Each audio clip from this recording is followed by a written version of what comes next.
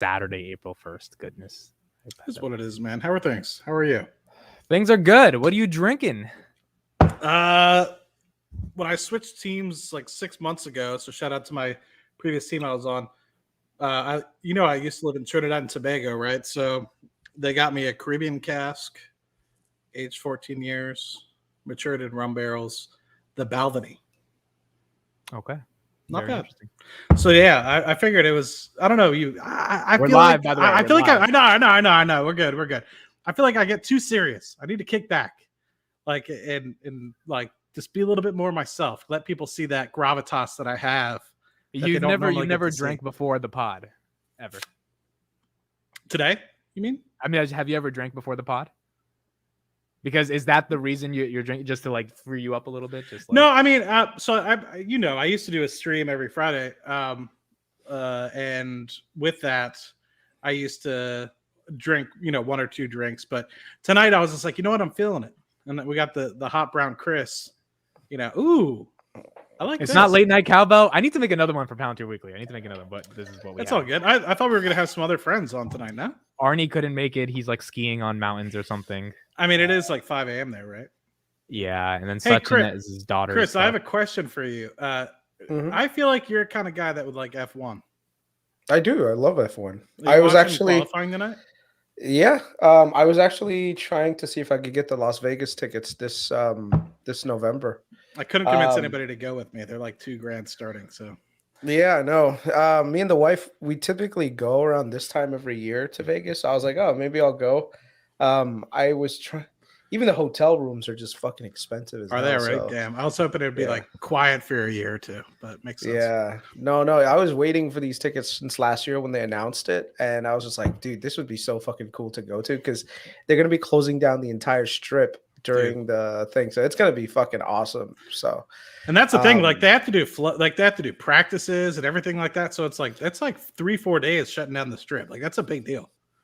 Yeah, but the amount of people and revenue that's going to be coming to Vegas that time, it's going to be awesome, man. I remember there was some proposals to do like New York City. At one point, I was like, dude, New York, really? That would be so freaking cool to see like them set up Manhattan. Like if they put up like I don't know how they would do it, but yeah, it's like I love F1. F1 is probably I didn't realize how awesome it was until like I started watching the Netflix Drive to Survive, because I thought it was just like any other like racing show, but then you see that there's way more to it than that. There's actually drama behind it, and it just for me, I'm a Ferrari fan. Like me Ferrari too. Just yeah. And, I will say so. I'm not a Verstappen fan, but I like Checo for something like I love my Mexicans. I love my brown people. Like I just love. I don't know. Dude, you can't get any better teammate than Checo, man. Checo will take one. And I think the one that I hate, I don't want to say I hate, but I'm not a fan of Lewis Hamilton and Mercedes with Toto Wolff because of all the shit that they did with Valtteri, where basically Valtteri would be winning and they'd be like, Valtteri, I need you to slow down. Yeah. You need to Valtteri, this is James. And like poor Valtteri was like, God damn it. There's this really funny clip that's like on YouTube that for that it's just let me just put it on. Hold on. I have never cared about F1 in my life. I've never cared about cars either. I just never got into it. So I'll just be honest. Me either until my cousin's really into it, and I was like, you know what? I was like, I need hobbies. Like people were making fun of me. They're like, do you have hobbies? And I'm like, investing. And they're like, no, you got to have like a different hobby, right? And I'm like, investing. But can investing be a hobby? Is that a thing? Can it actually? I claim it is. Maybe I'm just a fucking loser. No, I feel like it could definitely be a thing. Investing as a hobby, because people think it's a job, but like, no, I love reading the financial reports. I love seeing companies go up, down. I like it's interesting to me. Yeah. And from where I was, this is the cool thing. From where I was 10 years ago when I first started investing, I used to be like, profits are the only thing that matter, and yada yada. It's like now I'm like more of like a Palantir investor, right? I'm like, sometimes you have to sacrifice the profits in the short term and build a foundation, get that true product that's valuable. It's like, obviously, in order, you have to make profit to stay alive. But, well, we're profitable. We're profitable now, so we don't have to, we don't have to worry about that. Yeah, anyway. Chris is like like cringing while we say this. Yeah. Oh, boy. All right, so we got a lot to get full port. into. Full port. I think we'll do the first 10 minutes on what the heck's going on in the market. S&P at 405. Looks like things are going back to the moon. Palantir was up 840 today.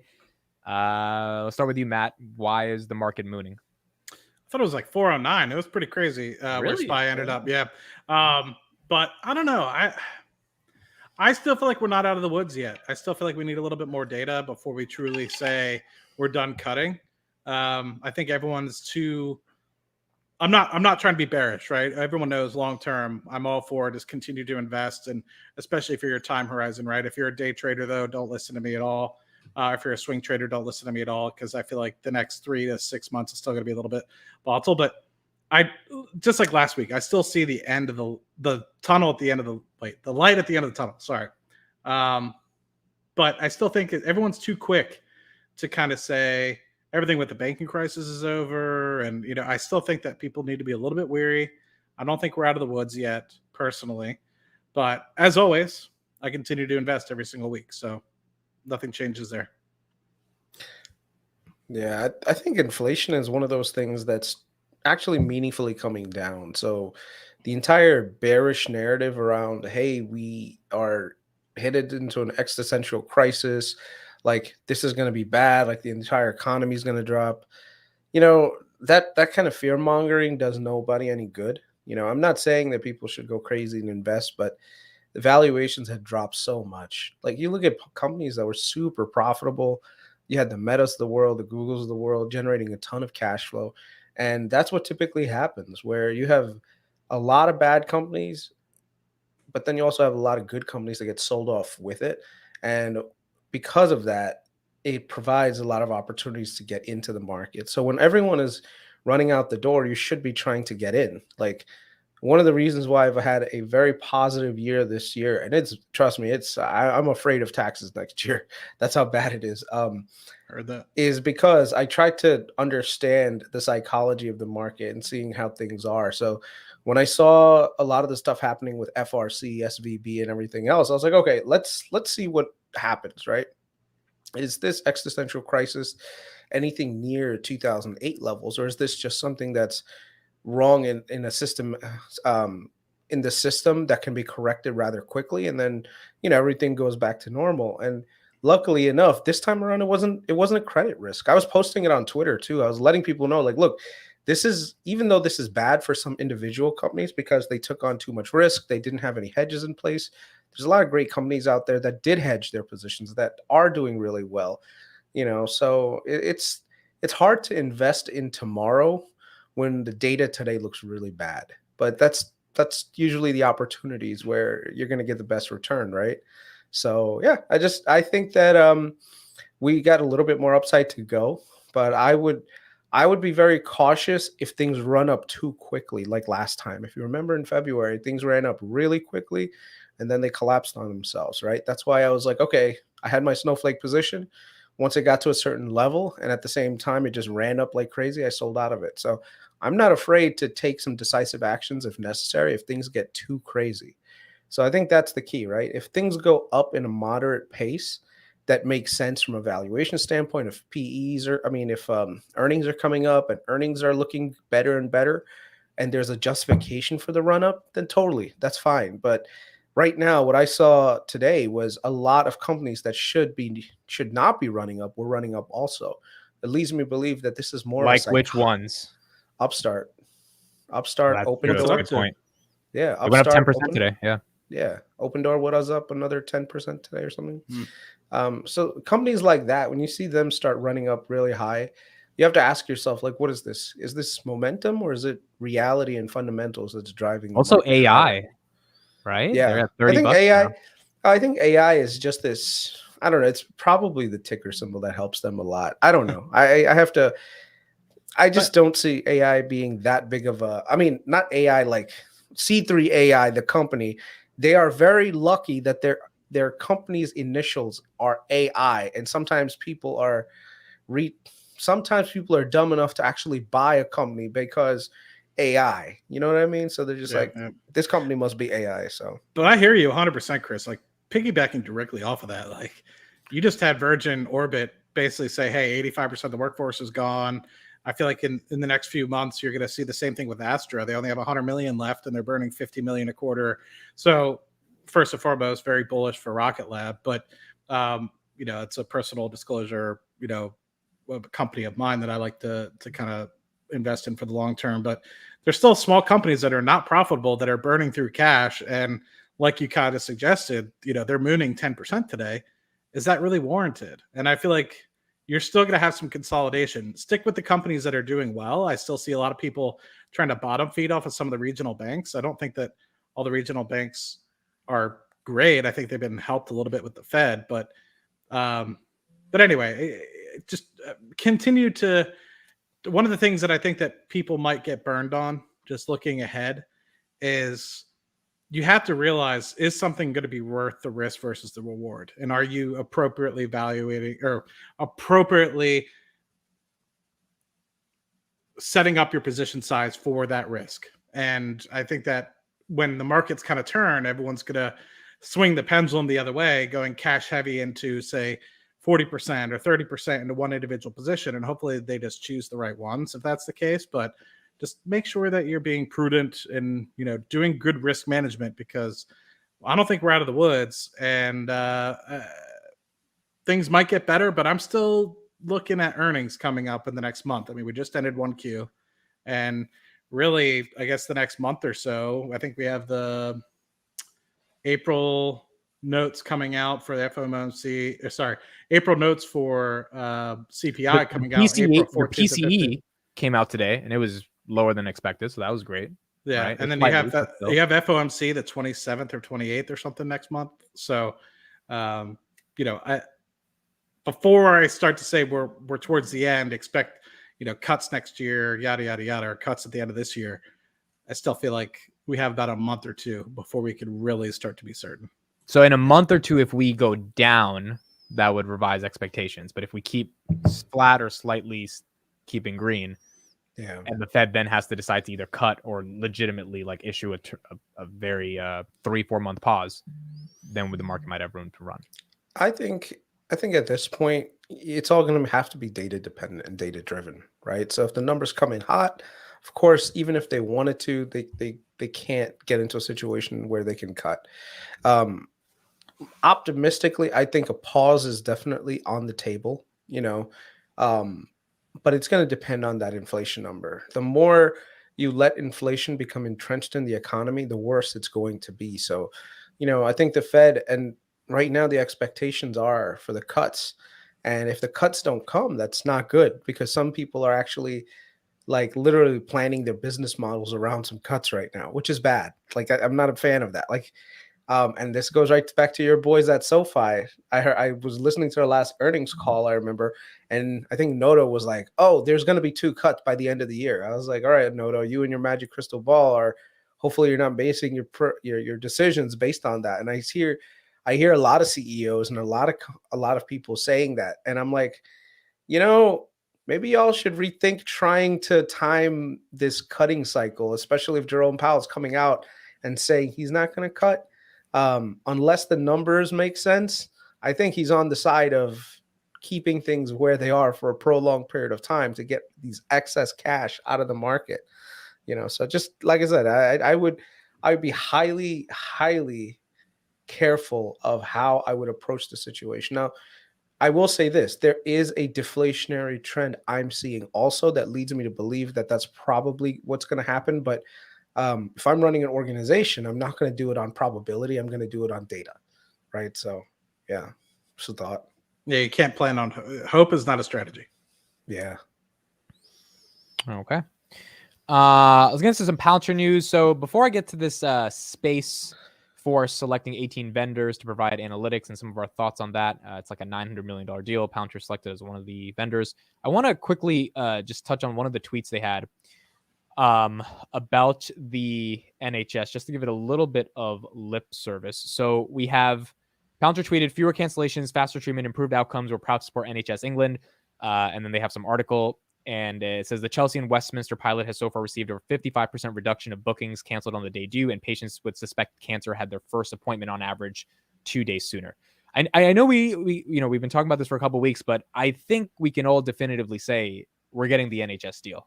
I mean, if they're publicly tweeting these stats and adding NHS England, seems like that's why they backed out of the debate. Is there any doubt in our minds that we don't land this contract? I don't think so. I think they'll get it, actually. You're absolutely right. They're putting up a lot of information about it, whether that's just specifically to encourage PR. Yeah, I think I think the NHS has seen value in it. All the talking points that the woke people on Foxglove side of things, their narrative is slowly being destroyed over what Palantir is actually doing. The fact that Palantir is in Ukraine, it probably helps a lot too. So yeah, I think I'm seeing a lot of pushback from a lot of people. See, these people at Foxglove and companies like that, they really overplayed their hand with a lot of their criticism of doing things. And that's just not them. It's around the world. Like everyone is waking up to the George Soroses of the world saying, look, this guy is literally interfering with democracy. Like I know in India, people hate him, Really? because he came out against like India's like PM and stuff, prime minister, huh? Modi, yeah. He said that, oh, this guy's a fascist and all this other stuff, and and like it's funny because India is very, very like it's doing really well right now under Modi and the leadership that Modi's providing. So, yeah, a lot of people are very like India's aspirations have grown considerably, and then this guy comes in like Western. Like the one thing you don't do to Indian people, you don't lecture us. The minute you start lecturing us, we'll fucking tear you a new one. All right, we're not your pawn. So right now, there's like this whole drive in India, like just because some old white guy in the West comes out and says, "Oh, your prime minister is a bad guy. You need to vote him out." Indians don't like. They'll be like, "Shut the fuck up." Like we know who we got. You need to back the fuck off. So, I think guys like Soros and everything else was trying to influence things around the world to their ideas. They're being challenged all over. So hopefully that kind of thinking keeps propagating. I will say one of the things that has been beneficial is I think you're right. I think they overplayed the Foxglove hand where they got too political too fast, right? It wasn't like, hey, let's be steady about it. And it was just like there was so much articles, so much news, so much press. And I feel like at this point it's, how the news is. They hang on to something for a month or two and then they kind of move on to something new. And I think with that, the longer the delay that you see in the awarding or just no announcement at all is going to be positive, because what I think that they're trying to do is get people to worry about the next new thing before they formally announce it, because there are still going to be some people that are hungover about it and very upset. But I think the majority of people will probably gravitate towards whatever the next big thing is that they can sink their teeth into to truly be upset about. So the fact that they haven't announced it yet does give me a little bit of concern, but I'm like 90-10 that they're going to get the contract. And I think that's going to be massively beneficial, huge tailwind for the stock, not just because of the 450 or 500 million that it's going to be in terms of revenue over 5 years, but just the things that we talked about last week, right? The benefits of seeing a national healthcare system with, tens of millions of people being supported by being something that could be for all of Europe to use, for all the United States to use. It'll be the first big showcase, because everyone knows the UK's health system is just completely effed up. And if they are able to turn it around like they already have, then easy. I'm surprised that Foxglove and companies that are literally backed by George Soros are even welcomed in the UK, considering that he almost destroyed their economy. Like, why would you want to listen to someone like that? This guy, because he does it through other people, right? He's a puppet. Yeah, but that funds Foxglove, right? It's not him talking; it's Foxglove talking. Yeah, but see, the thing is, like, people just should wake up to the idea that there are people right now out there that have vast amounts of money, that their entire reason for doing things is for personal gain, but they're doing it through political. Like, okay, we're dealing with the same thing in the US. Like a lot of these DAs that George Soros is backing. I'm not Oh, we getting into this? No, it's worth talking about, because what's happening is the lax policies that these district attorneys, who at the local level are making decisions that are very, very dangerous to, to people. And basically crime's gone up tremendously, and there's a lot of issues that are happening. And a lot of these candidates are backed by people like George Soros, who fundamentally don't have a desire to see the well-being of the people. His whole thing What is is, his my job is to motivation? make money. Why has George Soros been the guy he's been the past? I mean, in my opinion, he always takes bets against countries at the highest levels. And what happens is, if you destabilize a country, you can make a lot of money off of it, right? What? So How? that's How? How? so imagine right now you're shorting certain parts of the economy, right? You want the country to go down so that this way you make a profit from it, right? You invest in companies that you basically the whole strategy is a very similar thing to what Blackstone does, where Blackstone has money set up on the side. They will let the market crash, like the housing market. 2008 happens, everyone is suffering, everyone is, going, like losing their homes, and Blackstone is celebrating. Why? Because they have all this capital that they use to buy up all these homes. So right now, if you look in the United States, they're like one of the largest portfolio owners of housing around the country. And they own all sorts of multifamily, and even single family residential housing.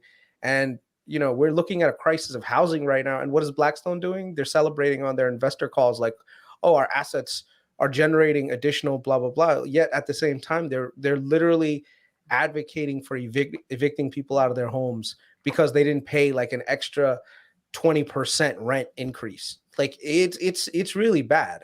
And right now, it was the same thing all over again when the pandemic happened. When the pandemic happened, people were losing their homes and everything else.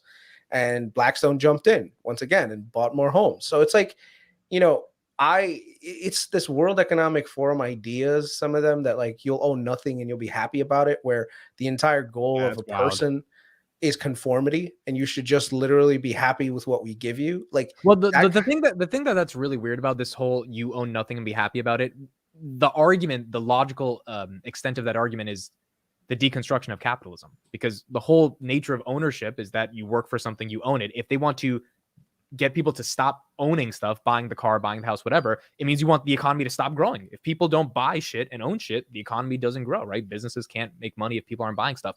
Do you think they are against capitalism writ large? And here's the more interesting question, Chris, how can George Soros, who's made billions of dollars off of capitalism, be against capitalism? Because it's his capitalism. Like, you want to do things your way, where if it's almost like me trying to screw you over so that you have to come to me for help, right? And then I help you, but I'm going to put strings attached on it. You know what I mean? So it's his very own brand of capitalism that he's trying to propagate around the world, rather than the capitalism of the individual free nations doing what they have to do to, to advance themselves. Anytime you see a country, especially, I think his idea is, and this resonates with like the open societies things, that we should just be like one open society where there should be no individualism. There shouldn't be any countries. Like, United States shouldn't exist. It should just be like one giant open border where everyone could come in. And, that concept, I guess, is something that's idealistic, but it doesn't work. Like, humans need individual freedoms to make decisions. I think that's what we should be aspiring for, to like liberate people from stupidity. Not, okay, you need to follow a certain set of rules and that's it. So you think Soros is funding these like anti-capitalist ideals and campaigns so that he can get people to come back to him and just make more money? Like, at the end of the day, it's a money grab for him, is what you're saying. I don't think they're anti-capitalist. I think it's what Chris said. It's his form of capitalism, which is what, authoritarian capitalism, trying to keep people poor so that they, like, you think about it.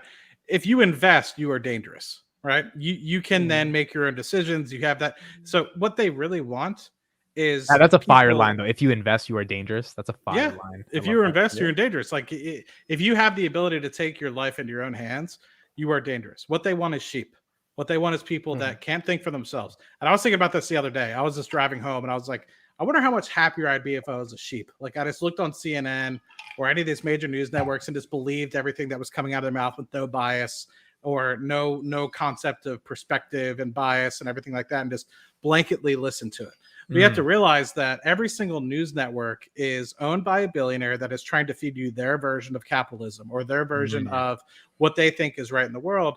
And at the end of the day, if you keep these cities dangerous, you keep them poor, you keep them the urban cultures poor, then you're just going to keep them on the fact that they're not going to invest, they're not going to create, they're going to be people that are reliant on the others to be able to live their day-to-day life. They're going to stay paycheck to paycheck, and they can't disrupt the normalities of things. And that's what George wants. He doesn't.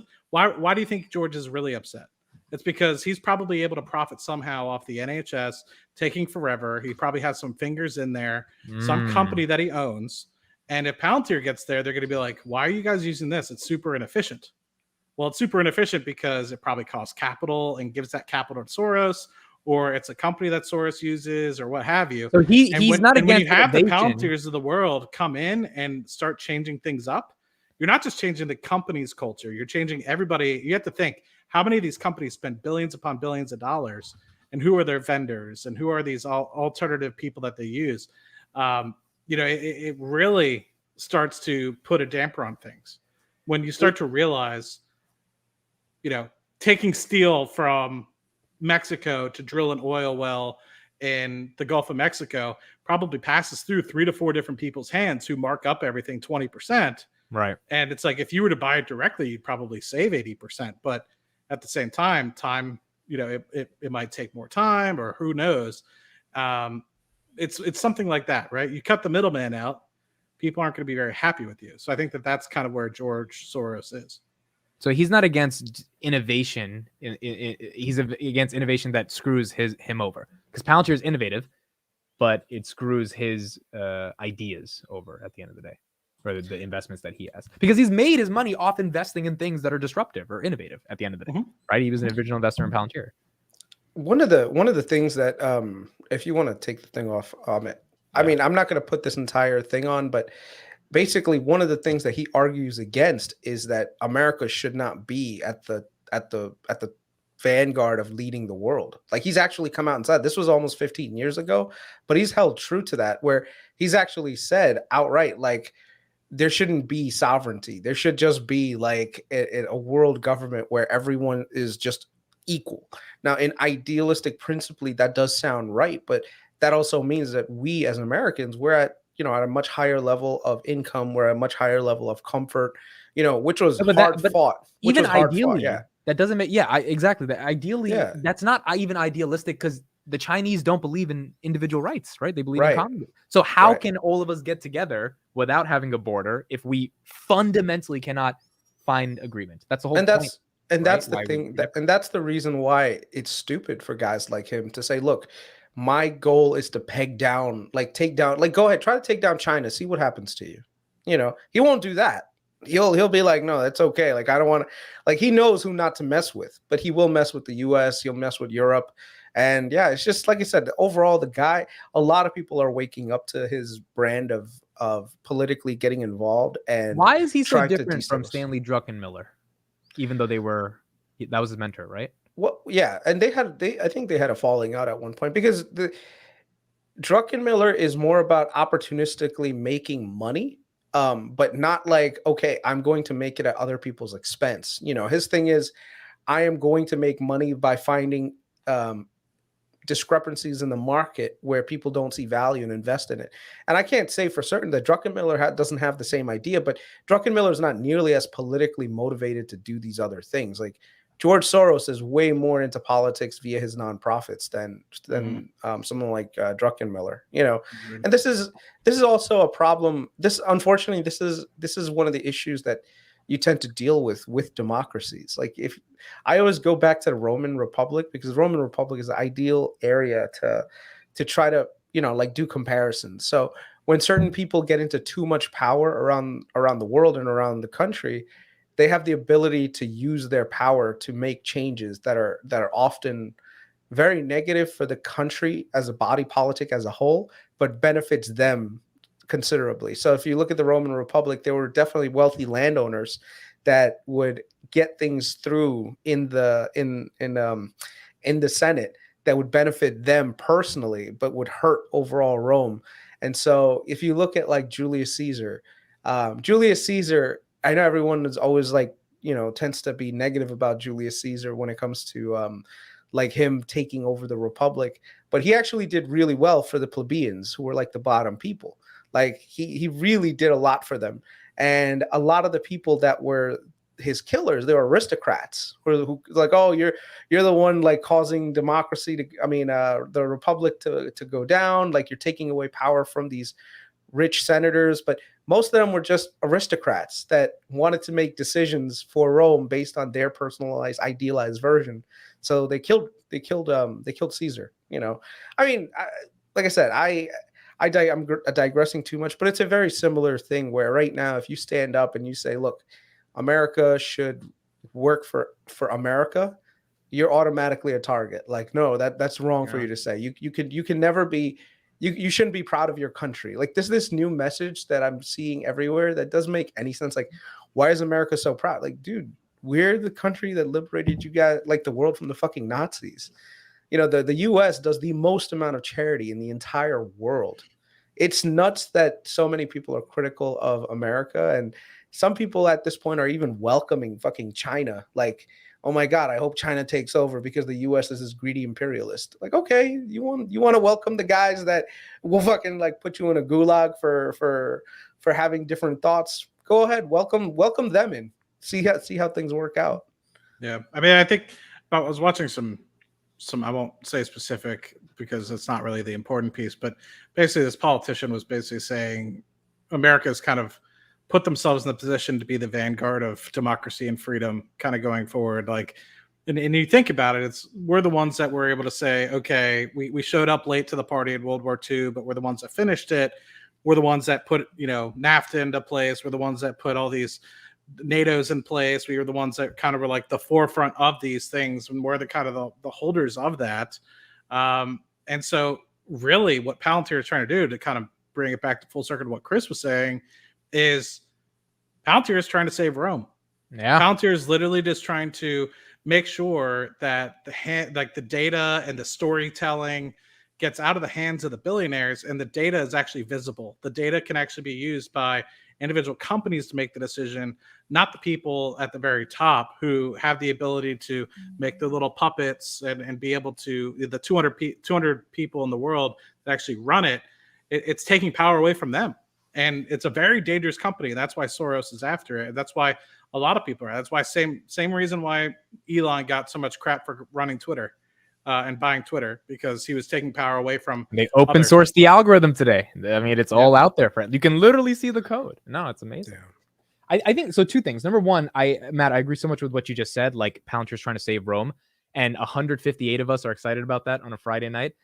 The problem is, and this will be a critique of Palantir, is I think the way you just eloquently explained that, they have yet to do at all. I genuinely do not think they've actually explained that. Now, I know Karp has said that literally, but still, I don't think they've gotten that story out there from a marketing perspective. And I have some ideas on how they could do that, but I'm just a random guy, right? I don't work for them. I think in their marketing department, if that story could actually become mainstream, and it's not a popular story, it's a hard story, because like what who cares about Western freedoms on the day-to-day? They care, but they do care about climate change on the day-to-day. So that's where Tesla's story. But if they could somehow figure out how to get that story into the world, which is the nature of being disruptive and innovative, getting people to just believe in your idea, and you've got 2.6 billion in cash to help you, I think that would help. I see what you're saying. They kind of do a roundabout way. It's like, let's host FoundryCon so we could have companies that we have benefit from what we do, which is phenomenal work, by the way. But it's like, let's have the companies, and it's like, that's a good piece of marketing too. But I agree with you. It's like, if you can eloquently state, like, the people within your organization are lying to you because they don't have the effective ways to demonstrate data. One, it could be just their complete incompetence. Two, it could just be their complete ignorance. And then three, it might be because they're kind of rogue employees. They don't really want to do the actual work. So they could just make something up that sounds good to promote themselves, and kind of move the right foot forward. But here we are trying to eliminate that extra layer of the shadow government, the shadow data that people can't storytell anymore. Right. And here we are just trying to be the saviors of Western democracy. And I think they do a good job explaining that. I don't think people doubt that because of all the contract work that they do with the government. But I think what from a commercial standpoint, which is where I think the biggest runway is for them, I don't think they do a phenomenal job doing it that way. I think it's very easy to be like, yes, we saved Western democracy, what have you, from the government side, but from a company side, I agree with you. I don't think I've heard them. They're too busy talking about ontology and understanding, how to manipulate the data. And it's like, I get that. That's cool, but that's cool for the people that are in IT departments that truly want to leverage that. It's not cool for the 90 to 95% of people that guarantee if you ask them still have no idea what Palantir does. Yeah, no, let me say one more last thing, and then Chris, you got it. The other thing I was going to say is this whole discussion about individualism. I'm 25 years old now, and again, I say on my morning stream every day, I was like, I was voting for Bernie when I was in high school, when I was 18, and my views have changed. And why have my views changed? Not only have I started a company in the United States of America, I've had the freedom to do that, and every day I'm so unbelievably grateful that if you just you comply with these laws and regulations, you can do whatever the hell you want within reason, right? You can actually do something. And that idea, it's just becoming more ingrained into the fabric of my soul, which is allowing me to be more proud of America, even though we have our faults, and more proud of the philosophies, as Chris is saying, that are fundamentally incompatible with a guy in China who's built a very, very successful company, Jack Ma, saying one bad thing and then he's gone. Like if Jeff Bezos disappeared just because he critiqued Joe Biden for one day, we'd be like, what the hell is going on?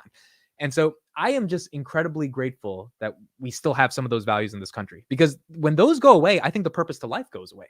And I think this is what, the founding fathers were like, the purpose of life is to pursue happiness, and to pursue happiness, you cannot have an authoritarian state stopping you from being free to try, not succeed, but to try. And as soon as that goes away, I think like the fabric of democracy itself falls apart. And it's sad that George Soros is someone who wants to profit off that when he made his money off that.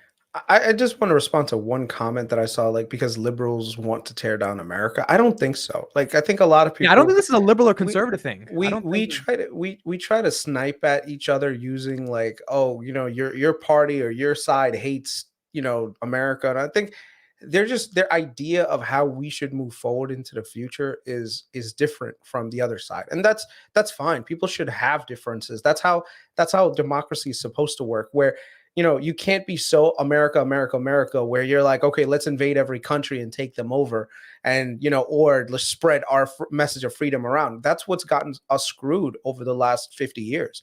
One of the reasons why we're in a place where we might be losing the reserve status is because we've been too heavy-handed with every single regime that comes out that we don't like. So we're like, oh, you know what? Just put sanctions on them. Put sanctions on Venezuela. Put sanctions on Iran. Put sanctions on Russia. Well, those were some major players in oil and natural gas, and you want to sanction all of them, and then the other poorer countries out there have to try to support you. So now you're putting a lot of countries in a bubble, and then the other side is trying to import its woke values into another country, and that's turning people off. So on one side, you've got the right that's like always like very like imperialistic, because they're all about America first, America, America, America.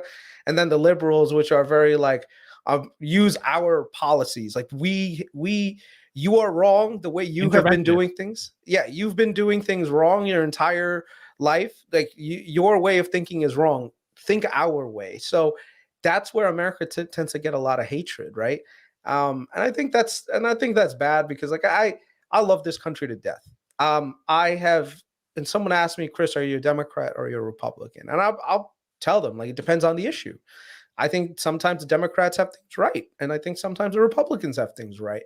So, to say to people that you are part of one party and that you can't think outside of the dogmatic that sheep thinking shit Matt was talking about. I'm not a sheep. Like sheep shit, bro. I'm not a sheep, dude. Yeah, exactly.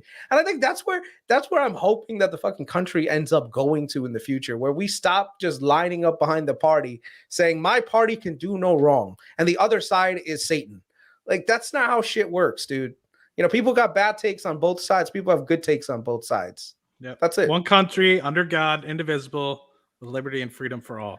And see, some people, like I said, see right there, you would think that something as simple as the Pledge of Allegiance would be a topic that everyone could agree on. But even that's something that people fight against, like saying that, no, I'm not going to say that.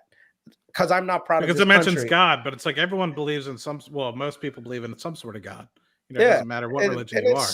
I'm telling you, there are so many stupid things it's sad because we've given ourselves so much comfort based on That the we work decide that to was complain done about stupid shit. Yeah. that we're complaining about dumb things, like even like things like traffic. We'll complain like, oh my god, traffic. Like, bro, your city is growing. That's why you got traffic. Shut the fuck up.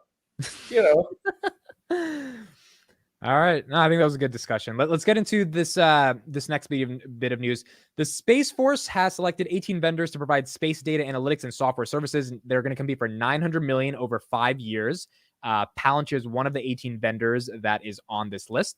Now, this article goes in deeper and specifically talks about Palantir. And this is not like a Palantir website or anything. So it says the Space System Commands, which is a contract that Palantir got a year ago. C2 Office over the past few years has been working to transition data stovepipes into a commercial data analytics platform provided by Palantir. I believe this was a $43 million contract.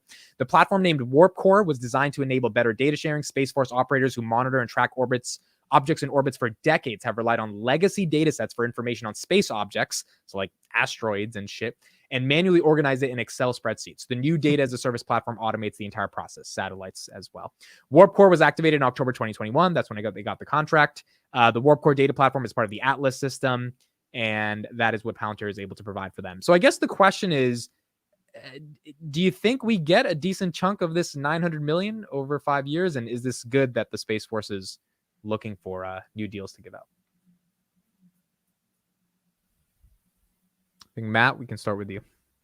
900 million is a lot, and I don't think we're getting all of it. I don't think they'd get all of it. Right? I think there'd be a piece of it,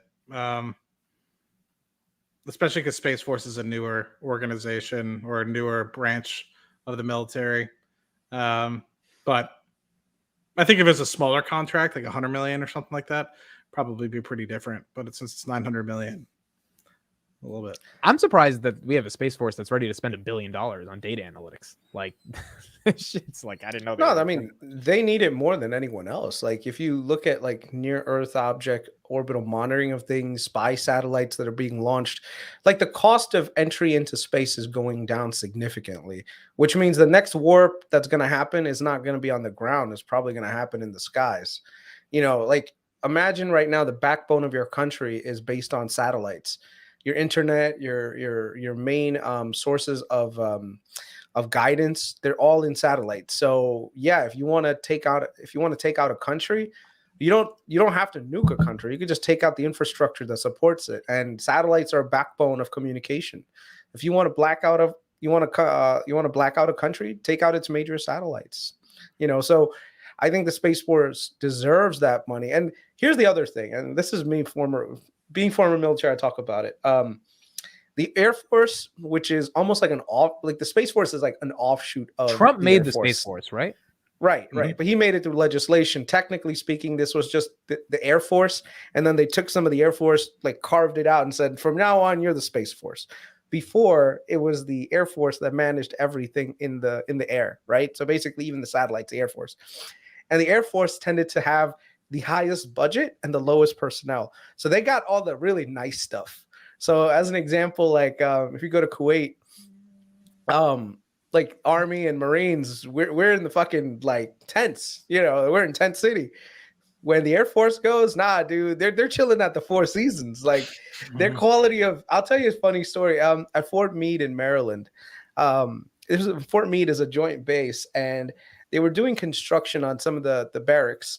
And what happened was the students had come, or the Marine Corps had already come in.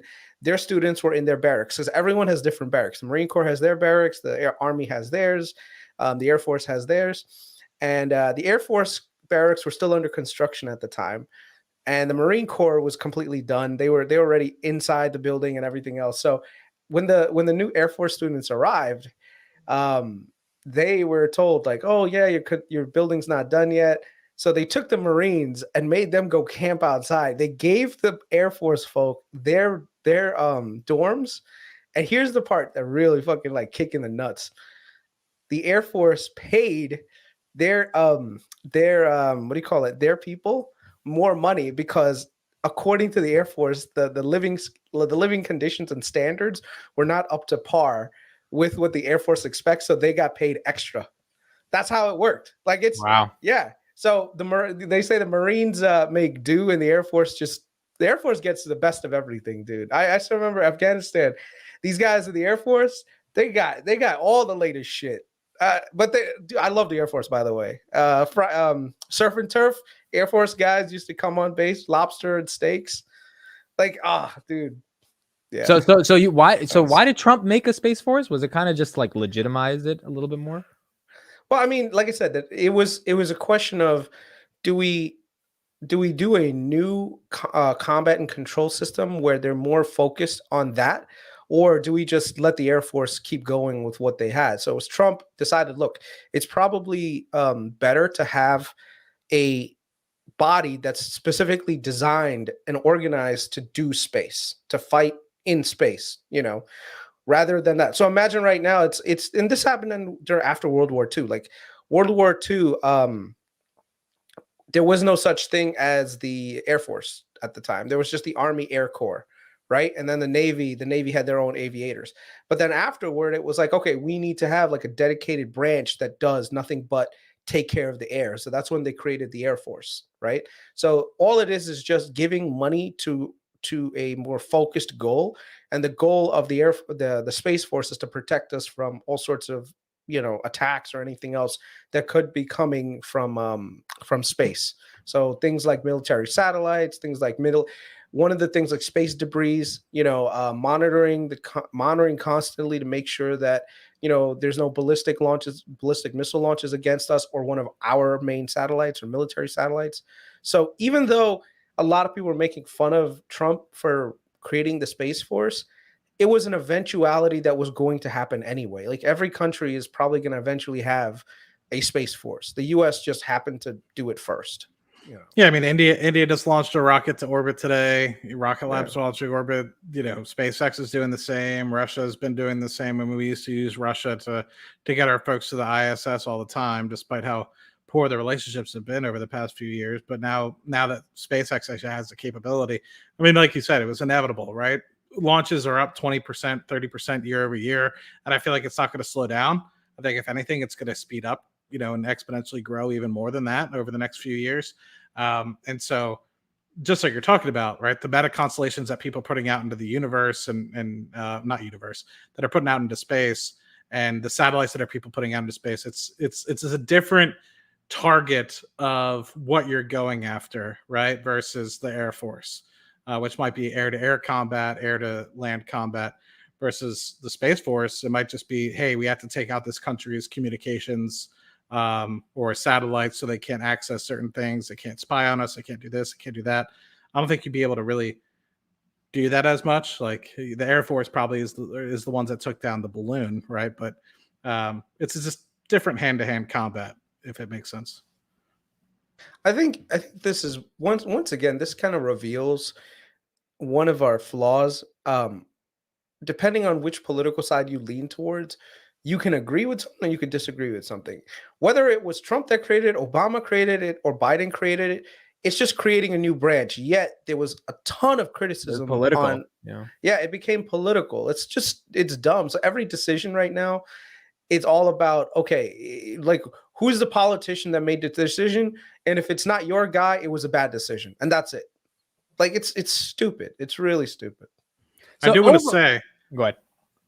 I'm a fortune teller or a future teller or someone from the future. I was the one that was literally last year talking about when Russia sanctions were happening and they were starting to still trade with China and India. I was like, I feel like this is going to be when BRIC finally takes over and says, we're taking our ball and going elsewhere, whether it was to do the yuan or whatever. So I just want to pat myself on the back that, I'm basically a man from the future.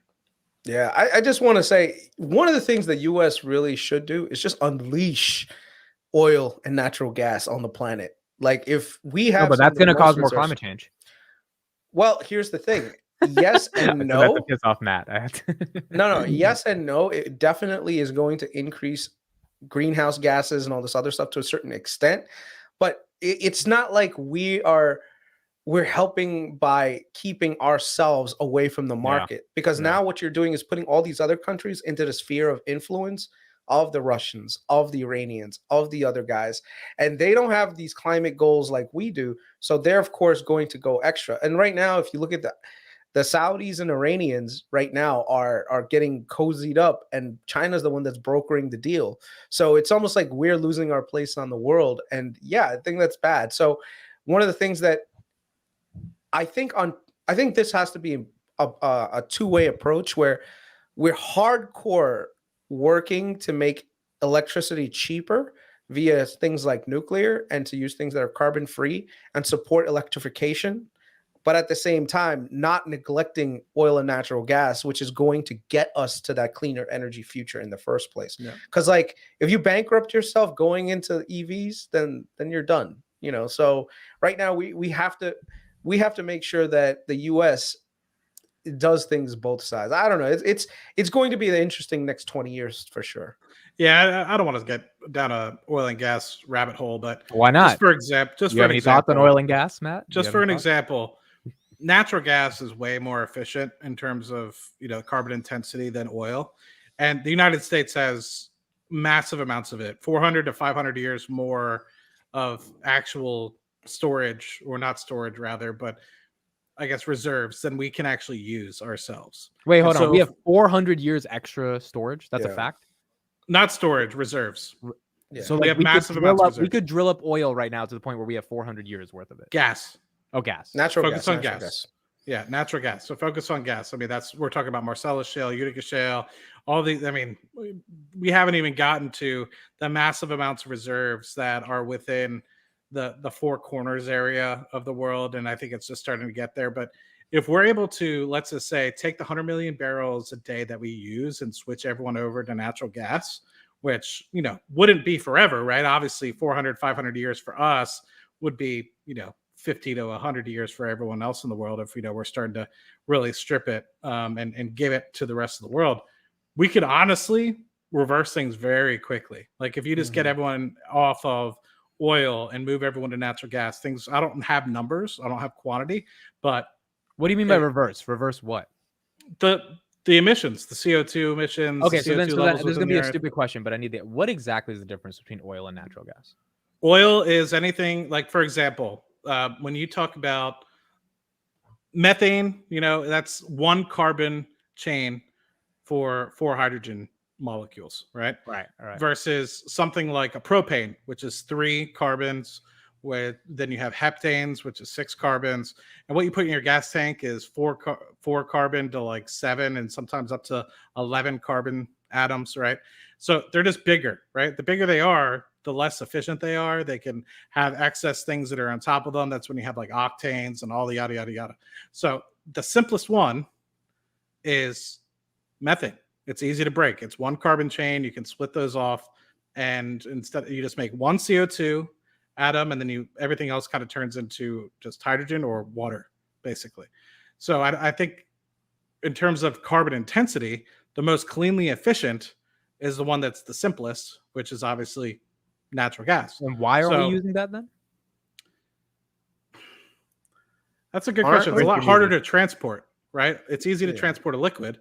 It's harder to transport natural gas. You have to, in order to make LNG, liquefied natural gas, you have to bring it down to like negative 180 degrees Celsius, which is like 240 degrees Fahrenheit, right?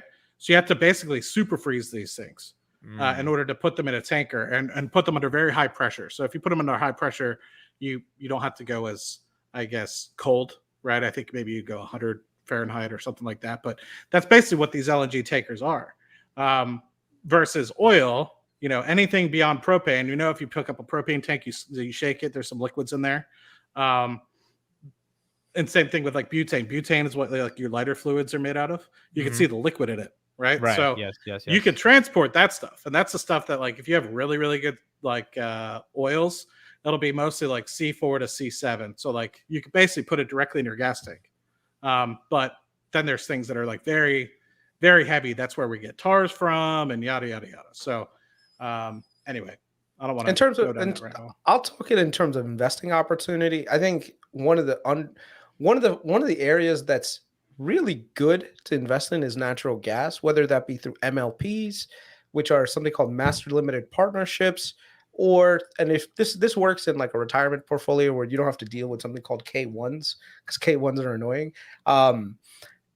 Yeah, there's opportunities because the world is moving into a cleaner future. Right now, there's still a lot of energy that's being currently produced by burning coal. And there's a transition to natural gas that's happening organically.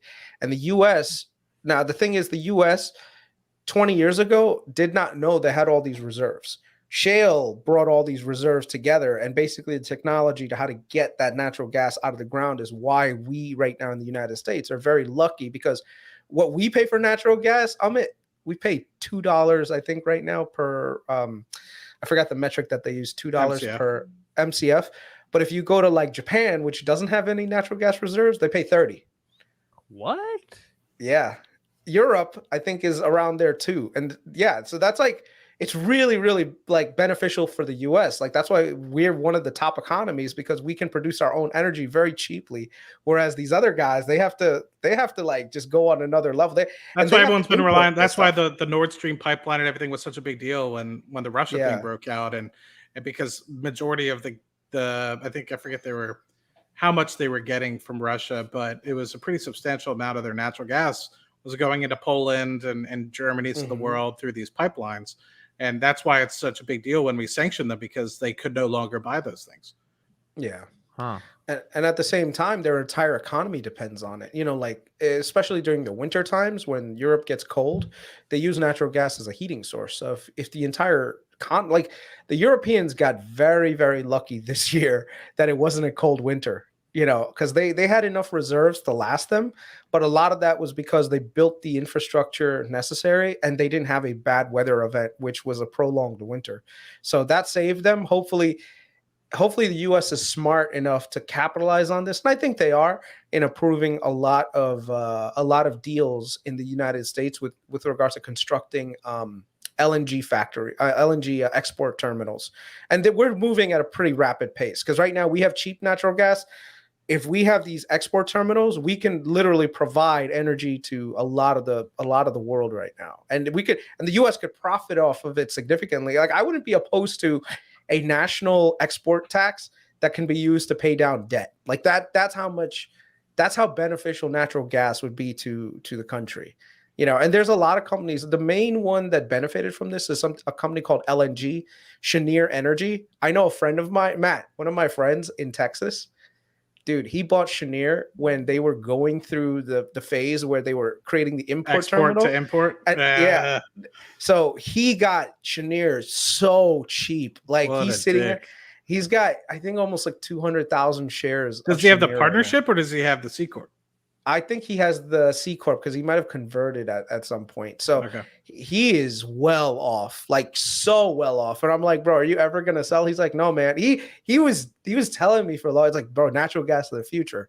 You should get in now. And I'm like, when did he tell you this? 2020? He told me when Icon was taking over Cheniere from Sharif Suki. Sharif Suki was the CEO of LNG beforehand, and then Icon pushed him out. And I was like super like negative on it. I was like, man, Icon is coming in. He's like, no. You don't know. Like Suki was burning cash. This guy is gonna like really ramp things up. And yeah, lo and behold, So I have a question. When Biden canceled Keystone, if he didn't do that, would that have helped Europe? No, that's different. That's oil. It would have only really helped Canada.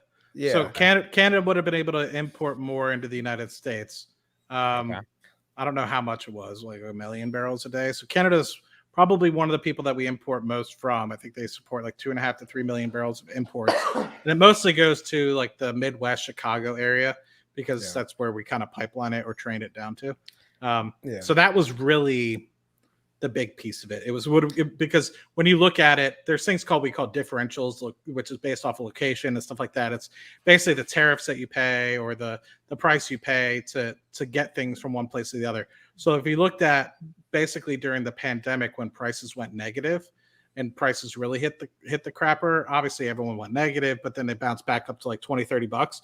People were basically not even be able to sell Western Canadian Select because it have to get trained and all these things. So it was trading at a discount, like $15 to $20 a barrel, comparatively to what you get in the West Texas Intermediates or the Brents of the world, just because of how difficult it is to kind of get too, because it's mostly rail cars that these things are transported by. So Yeah. it really helped them from a standpoint to be able to import it into the United States. The other thing is Canadian oil is very dirty. Like Mhm. it has to come from oil Is it sands. wait? Is it because the maple syrup's all over it? Yeah, Yes, probably. That's Yes. firstly. Second, the extraction methods are very carbon intensive. So in the early 2000s, a lot of these big major oil companies were all about it. And they were like, well, and to be very frank, like if we ever really needed oil, we could go back to the Canadian oil sands because there's so much of it. There's billions upon billions of barrels that you literally either have to dig up or drill very shallow for. But you have to do a lot of steam. You have to, there's a whole bunch of different extraction methods that are all very carbon intensive, which is why a lot of companies have kind of gotten out of it. It's the carbon intensity, one, and then two, the product itself is very difficult to refine. And a lot of refineries had to retrofit themselves to be able to accept it. So when the Canadian oil sands were ramping up, they had to retrofit a lot of these refineries to be able to handle the type of oil that they're refining. Yeah, see, and there's a big difference too in quality of oil depending on which country and which location it's coming from.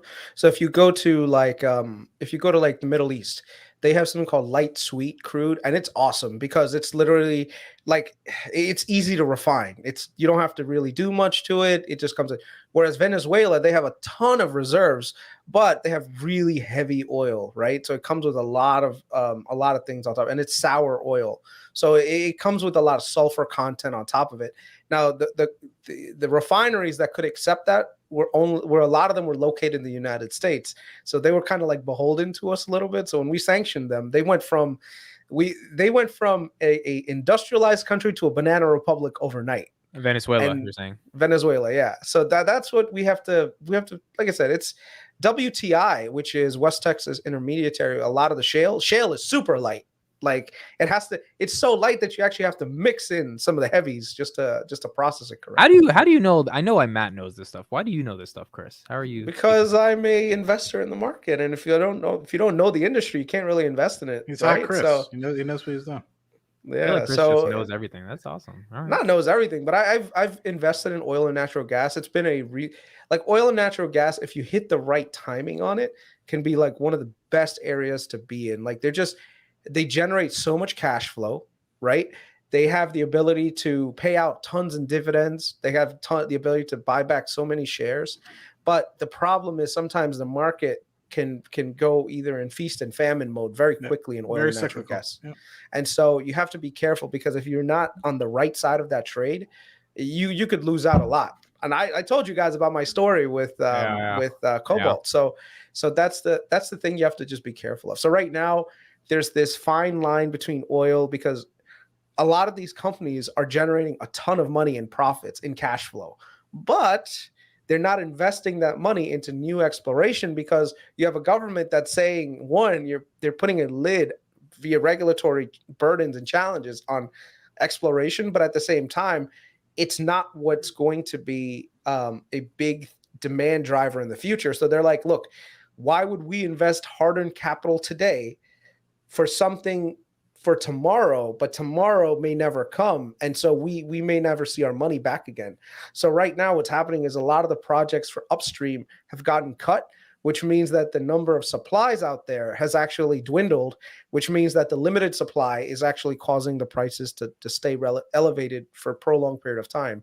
So it's like a fine balance between supply and demand too. Like that's the other thing. Oil and natural gas is one of those things that if you're in the industry, like it's good to be in the industry, and know things. So yeah. I mean, it's very interesting. It's very cyclical, like Chris said. You just have to be off balance by 1 or 2%, and the price swings tens of dollars, right? So like right now, the reason why prices are back down to $70 a barrel is because we mostly around the world have been building about 1 million barrels a day in terms of inventories.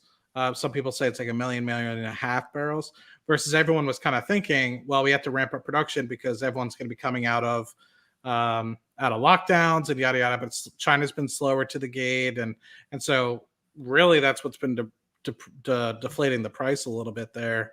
And what helps is the underinvestment, so people kind of giving the buyback. So short term it might suck because but in the long term, if the price doubles or triples, it really helps because you're getting it. Your prices are mostly fixed, right? You can save. When things go down, you have deflation in all industries, right? But when prices go up, you have inflation of all these things as well. It's pretty interesting. We could have a whole discussion about the whole thing, but okay, let's move on to the last topic, Chris. We can probably get to that right at the end, but let's move on to just this last topic for Palantir Weekly. So Sham tweeted today. He says, so we've heard a lot about large language models, LLMs, with ChatGPT and AI. He says, why does ontology matter for LLMs? Language is not knowledge. The space of grammatically correct sentences is much larger than the space of true sentences. LLMs are prone to bullshit as humans, but connecting them to an ontology allows them to answer questions correctly. I think kind of what he's saying there is there has to be some meaning or some purpose overall to the large language model in order for it to actually give you a meaningful result as per ChatGPT. Palantir has a long history of delivering AI systems. That's why we had to build the ontology. You can't scale AI to your operations without it. That is one of the many hard-earned secrets, and LLMs only make them more obvious. And then he links to this 1960 computer symbiosis article about the ontology as a language. So he's going hard, pounding the table again about this ontology argument. I guess two kind of things to start the discussion. A, do you think any of this matters? Is he just spewing it out into the unknown, talking and screaming about ontology like a madman? Or B, does he really have a core technical argument, even though none of us are as technical as CodeStrap? And does that impact eventually this $900 billion TAM that Karp is talking about in the context of AI and businesses needing something like an ontology? They missed the market. It's obvious, and right now they're backtracking. They missed the market. They could have done this 10 years ago. Yet, once again, because of whatever reason, they didn't do it. Done what? They could have done LLMs themselves. They had the know-how how to do it. Ontology is just a form of AI for pattern recognition and all this other stuff. So all the shit that he's saying right now, congratulations, Sham. Y'all missed the boat again. That's all. I think they could have done LLMs way before.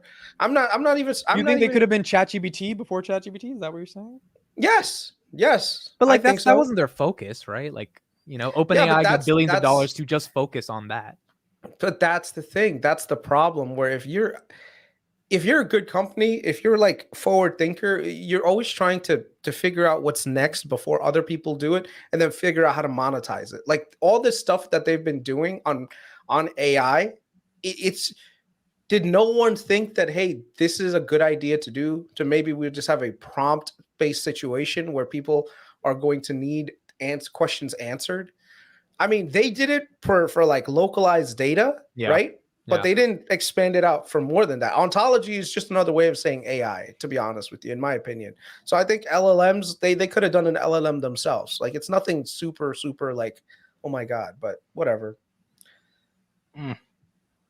Someone just said that's exactly what he tweeted to Sham in the response. I'm actually looking for that response. Yeah, I mean, my only pushback to that would be that, their core thesis was, HubSpot actually came out with this thing called chatspot.ai, where HubSpot is a CRM, and they've built a prompt-based chat UX leveraging GPT to answer business-related questions within people that are searching for stuff within a CRM. So it's like taking CRM to another level, just like we as consumers are using ChatGPT for our own personal needs.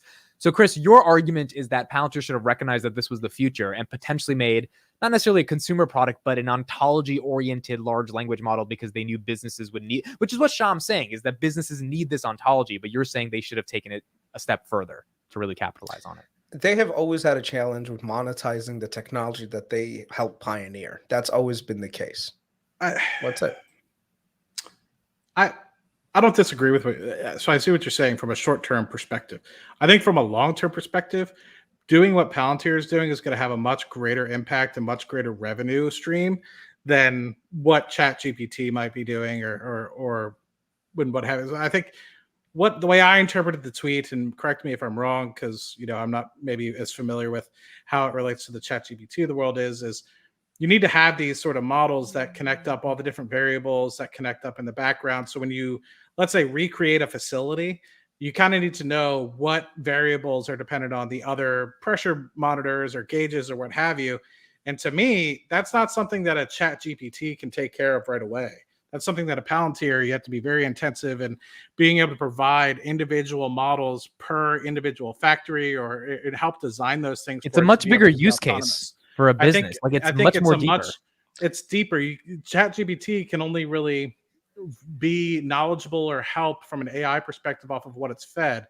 And you're not going to be having let's just say Tyson Food Factory put all their shit into ChatGPT. Exactly. And so I think they're different use cases in this. Maybe I'm right, maybe I'm wrong, but I just know how we've used AI in our business and what Sham's kind of talking about, which is trying to replicate the digital twins of our facilities and being like, oh, the pressure of X is now X, that impacts the flow rate by Y. And if you move this valve and you flow it down here, you're going to relieve the back pressure in this specific separator and what have you. And you'll increase your production back up again by 1,000 barrels or something like that. That's the way I kind of interpret the tweet. I'll blow your mind real quick. I'm going to put on the thing. All right. This is Bob McGraw. Okay. He's a VP of research at OpenAI. Guess what he was former? Wow. And PayPal. Started as Palantir, the second engineer, and wrote the first backend for Palantir Gotham, moved to lead engineer. So he wrote the first version of Palantir Gotham. Yep. And guess where he's now? Well, I don't know what that, Chris, that just means he moved on, right? Like, no, people don't stay at the same company for 30 years, right? No, that's the point that I'm trying to make, that a lot of the backbone that OpenAI and some of these other companies have, a lot of their former engineers are Palantir. That just means Palantir has smart people. I don't know what that. No, had smart people. But here's the thing: if you don't cultivate the culture of innovation within, they will leave. That's always been the problem that I've constantly said. Like, why aren't these people staying at Palantir to develop Palantir more? You know what I mean? This is the question that we should be asking. I mean, look, I take a little bit more of a bullish take towards it. I think, again, Sham just tweeting about ontology random. First of all, Sham needs to learn how to tweet more. I hate when he just comes out once every 2 weeks and says something. Like, be active on Twitter, actually build a presence. But that's why the tweet just felt a little weird, him putting it out there. But his core argument makes a lot of sense, right? Businesses need like fundamentally more vast understandings and differentiated understandings of their data within the large language models that comprise their entire organization. Trillions and trillions of pieces of data. And that ontology at its core, you can't have a large language model. As he says, it's bullshit. It doesn't know how to make sense of grammatical words. Like, for example, I was telling ChatGPT to summarize an article. It's just words, but like the summarization, in my opinion, is the metaphorical ontology, putting everything together grammatically and then feeding you that information. So if Palantir is saying, hey, we've created the ontology for the LLMs of the coming decade that organizations should be able to use our software to integrate with, maybe you have a point, Chris, that they could have made the LLMs as well, but they also don't use organizations' data to train it. And OpenAI had to use the whole fucking internet up till 2021 to train it. So I think there is some governance there that is. So that's there's a difference, right? Sorry to cut you off there, Chris, but I think a key distinct piece is you have to keep the data privacy a big thing, regardless of what the NHS says. Yeah, ChatGPT got banned today in Italy for that.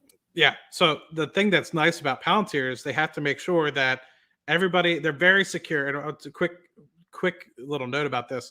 Last week, I was in a conversation where somebody was like, why don't we just have a generic Palantir account instead of having somebody send it? And the Palantir guy was just like, we all agreed that there was never, ever to be a generic account for your company, because we need to know who's accessing the data, to have notes in case data gets breached somehow, to know how and who accessed that data, and yada, yada, yada. So it's like very interesting, because a lot of people in the NHS and everything think, oh, data's just going to flow out. And it's like, no.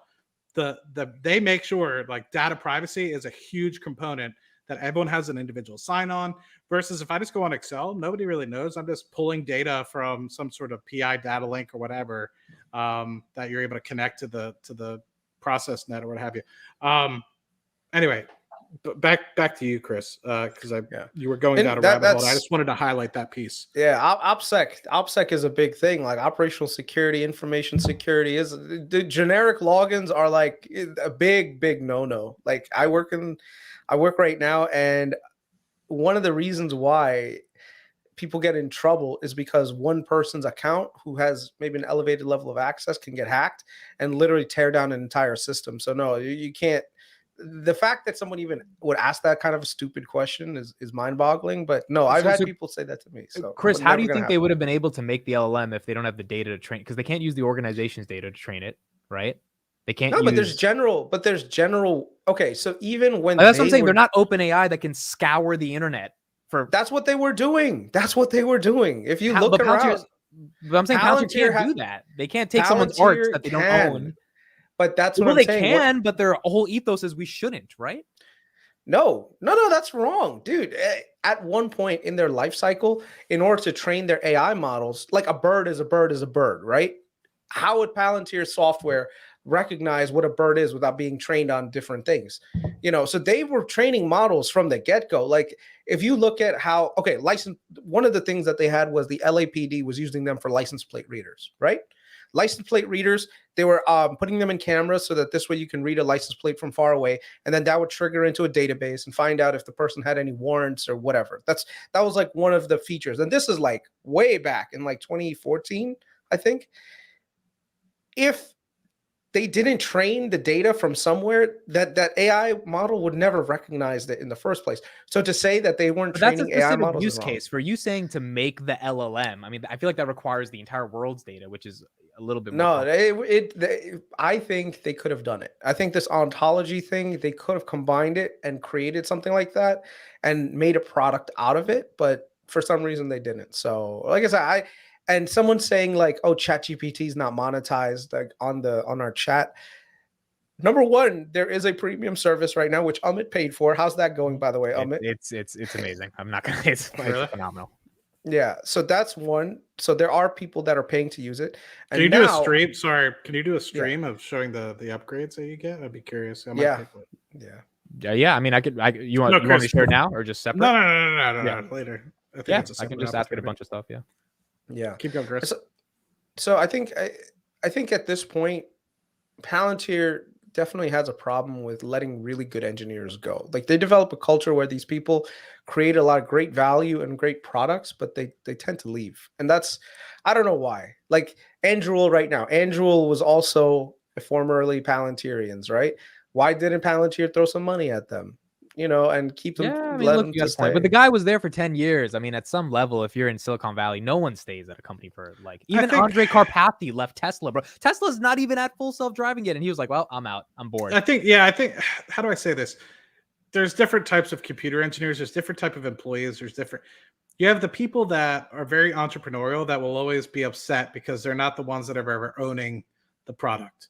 Right, the company always owns the product, and so they'll always get frustrated unless they can either own their own company and I feel like I kind of fit in that. I get kind of frustrated with being inside of this, rat race sort of a company sometimes where it's just like, no, let's just make oil but then you have the people that just want to collect a paycheck, and those are the people that might apply to a Facebook or a Google where they just have their individual tasks. They're not trying to entrepreneur anything. They're not trying to change the way that the business is done. It's kind of like, hey, they've already kind of taken over a monopoly, and they're just trying to, work their 1 or 2 hours a day that are really difficult work, and then, kind of answer emails the other 4 or 5 hours a day before they call it a day. Palantir makes you work. Like Palantir, you can't sit around and loaf. And so in that respect, if things aren't going your way, unfortunately, you just have to leave. And especially if you don't feel the ownership, I can understand where some of these people are coming from. Yeah. Well, the thing for me has always been like they should really, and I hope they do this sooner rather than later, to create a venture arm. They're sitting on 2.5 billion in cash. You're cash flow positive at this point. Start a venture fund. Your employees that want to leave because they want to start something, they've been with you for a while. Give them some money, get some early equity in there, and let them run wild and let them do their thing and literally sit back and watch the money come in, because that's what other companies have done. Because the SPACs we fucked up on the right, so like I feel like that's what I'm saying. Like you're investing in fucking SPACs, but not your own employees. But come on, the SPAC thing. Yes, maybe we overpaid today, but and I guess in 2021 rather. But it's not to say like not all of them are down and out, right? Like Tritium is doing rather well. Wejo might eventually turn around. You have some of these Arcos Robotics just got an award yesterday. So while in the short term, yes, but Palantir is a very long-term focused organization that doesn't care really about the quarter to quarter. They're more so focused on the long term, 10-year, 20-year. They know that the proof is that it's an infinite game and they're not playing quarter to quarter, right? And so I think a lot of people might just say, okay, well, SPACs did horrible until they had the second half of 21 and 22, but in the long term, they could end up have spent, I don't know, what was it, 900 million that they spent on all the SPACs? No, they Could only end up spent being 220 million. 220 million. 220. It wasn't close to a billion. It wasn't So a billion. it might be something that eventually long term people were like, oh, pretty interesting. They learned a lot. They were able to understand how operating systems work within. But another piece that I want to highlight, Chris, is, and maybe this is me just being naive, so if I am, please call me out. But Palantir is also running their own sort of AI in the background that's helping helping them create decisions through, I anticipate it's Gotham, about buying gold, right? Remember that? And also the other pieces of, making sure that they're not overspending because they were predicting some sort of recession or nuclear war long term before, or not nuclear war, but war in general, and the end of globalization as we kind of been used to it for the past 20, 30 years, a lot earlier than a lot of other people. So that means they are using some sort of database or data that is maybe, I guess, kind of like what you're discussing with ChatGPT. But I think ChatGPT is very much customer focused versus Palantir, and what Foundry and Gotham are is very much company focused. And so it's like they're kind of going about things differently because of who their target audience is. I do agree with Chris, though. They should throw some money at their employees, just even if it's 100 million or something. Yeah, I mean, and they have to be selective about it in which funding round that they do it. But it's just basically supporting your employees via the fund. Like Palantir right now has their own employee venture fund. I don't know if you guys know that, where it's I forgot what the VC fund is called, but basically they're former Palantirians that used to work at Palantir. They created their own venture capital fund to help each other. So it's just like I said, I just wish. They have a lot of great talent. They have a knack for picking really good talent and being able to get them to join them and then train them up really well.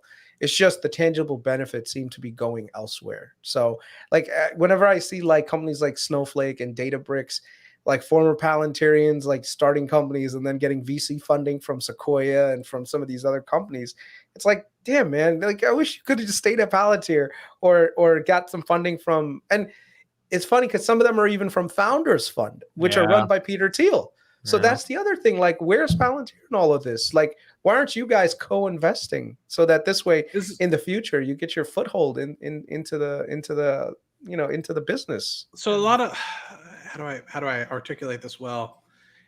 A lot of the companies that have been offshooting in Silicon Valley over, say, the last 20, 23 years has been offshoots of PayPal. And now you're kind of noticing the same kind of happen with Palantir. Is there other organizations that you see that a lot of people that are, I guess, that are similar to Palantir, that they have a purpose, they have some sort of vision, and people leave? No. Google, no. Facebook, no. Amazon, no. What other organization other than PayPal and Palantir do people leave and start their own shit? And there's like many of them that are doing it. I don't think there's any company. Well, that's why a lot of people are saying like it's the PayPal Mafia 2.0 is like Palantir Mafia 2.0. And so, Chris, your point is that Palantir should be getting an equity stake. That makes sense. Yeah, they should work with the people that they have those ideas with, and like I said, put a little bit of money towards them early in their life cycle. I mean, everyone in the Valley has it. Google has Google Ventures. Snowflake has Snowflake stuff. Databricks, which isn't even a public company yet, they have VC fund on their side because they know that in order for technology to develop, they're going to need to invest in people, but at the same time, let them run wild a little bit, not under the corporate constraints of the larger organization, right? Because that's the other thing too. So yeah, it makes more sense to sometimes take a little bit of that capital that you have on the side that you're not effectively using right now, other than getting the 5% treasury, and take some bets on your former employees who literally grinded for you. So right now, if I'm an employee at Palantir, I have this great idea. I don't know if it's going to work, but it's an idea that, that I've been working on. Yeah, I'm going to leave the company, and I would be grateful if like Karp and Teal and Sham would get together and say, look, I know that this is the early stage. Here's a few $1 million to get you started, right? And we'll work with you and Founders Fund and some of the other funds to get you to that next level and see where the product market fit is. But then if they end up leaving and literally like no one invests in them and they find venture capital from like competitors, and that's what's happened. It's kind of sad. I like I said, I think Palantir. But if you have this bright idea, why would you want to operate it under Palantir? No, but that's what I'm saying. Well, you wouldn't operate under Palantir. You would just get the funding, like $2-3 million. Okay. Yeah. So it's almost like they take a small stake early in your They'll development. take 10% of it. It was like a 10%. They take 10%. You're saying get the funding or the uplift from the venture fund, not Palantir. Got it. Yeah, Palantir should take out $100 million, give $2 million to 50 different employees that have ideas. Yes, those are something like that. Yeah. And if you think about it, like this is how some companies have actually built entire portfolios of IP and technology because they've had these strong partnerships with their smaller companies that they've helped support and bring up, growing up. Like, okay, like one of the companies that's unheard of, but it's like one of the most valuable companies on the planet. Have you guys ever heard of Naspers? No. Naspers? No. Okay. Naspers made a what's their valuation? I don't know off the top of my head, but it's in like the 50s to I think almost $100 billion. Like something, it's very $100 billion private company. I'm surprised I haven't heard of them. No, it's not private. It's public, but it's on the South African markets. Okay. The reason why is because they took an early stake in Tencent. Okay. When Tencent was still growing up, they took an early stake in it. And now Naspers, it's huge because of it. I think their total returns, like it's just astronomical. What does Naspers do?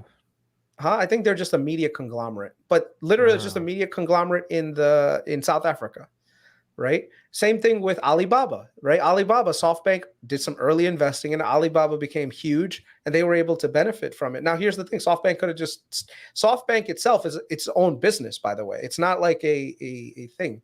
So like you wouldn't even hear about this company, but their ownership stake in Tencent is crazy. Like look at their ownership percentage. So yeah, and look, this whole media company. Wow, they're a $50 billion company off media in South Africa. Unbelievable. Wow. And yeah, Tencent makes a lot. Tencent's huge, right? So the idea that Tencent exploded them. Yeah. So that's what it is. It's about taking a little bit of money and putting it into some side bets that can yield a tremendous amount of money in the future. And here's the cool thing. Palantir has enough technology-focused people that they can actually see what's coming around the corner, and so by them being able to take some of that talent and use it. I mean, you got Peter too, who's on the board of directors, who's probably one of the greatest VC fund investors in the world. Joe Lonsdale, one of the greatest VC funders out there. Like, you got the talent to do the VC stuff. Why don't you? Yeah. Couple things to wrap up. First of all, Databricks should be very happy they're not a public company because they last raised at $38 billion in 2021. They would not be $38 billion if they were in the public markets. So I guess it's good that they haven't gone public yet. You want to know one of the? Yeah, go ahead. Sorry, Matt. I was going to ask before we head off, are we going to answer questions from the crowd? So we could. Some of these questions I think are like, what do you expect for the market cap of Palantir? These are really long discussions. If we want to give 30-second answers, sure. Yeah. So we before we go into questions, I'll finish up and then. So even last funding round with Databricks, they were well capitalized. They had the money. Everything was good for them. But you know what they did because they were overvalued? They took a stake, they sold it, took the money, and invested in a whole bunch of small startups. Yeah, makes sense. Smart. They said, you know what? We have the ability to raise capital at a very generous valuation right now. Let's do it. And that's what they did. Snowflake did the same exact thing. They took the money that they had, they put it into all these little all these little companies. And now these little companies are becoming bigger and they're just supporting the giant ecosystem that's Snowflake. Databricks did the same exact thing. I just wish Palantir. Do you think that maybe is why Palantir got in trouble with the SPAC thing, as they were just trying to replicate what happened at Snowflake and Databricks? I think it's, I asked myself this question, why Palantir didn't go the VC route and went the SPAC route. And I think it's because they needed the immediate revenue to show their growth. And with with venture, you can't really do that because mark to market is really hard in terms of growth, and you don't know what's going to come out. So Palantir needed to maintain its high elevated growth rate. So they said, look, we need revenue coming to us that we can show. So they invested in the SPACs rather than the venture side of things. All right, we'll do questions for the next couple minutes, and really quick, we got to do 30-second answers. Can't spend too long on these. What market cap do you see Palantir obtaining over the next decade? So 2033 market cap, Chris.